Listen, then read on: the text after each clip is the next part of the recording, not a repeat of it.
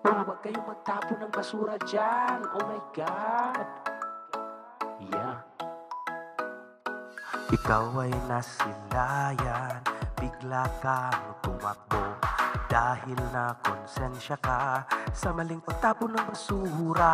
At di inaasahang may sumon ka galing barangay, tanod nyo'y nakakita sa mali mong ginawa. Someone from the neighborhood just saw what you did last night. Not right, full video footage from the barangay CCTV. Ano ba itong nadarama? Oh shucks, kinakabahan na talaga.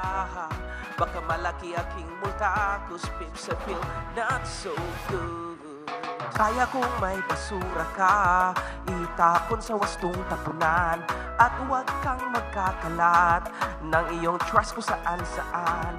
Feel so good ang pamayanan pag malinis ang kapaligiran. Lugar natin aasinso, basura'y itapon sa wasto.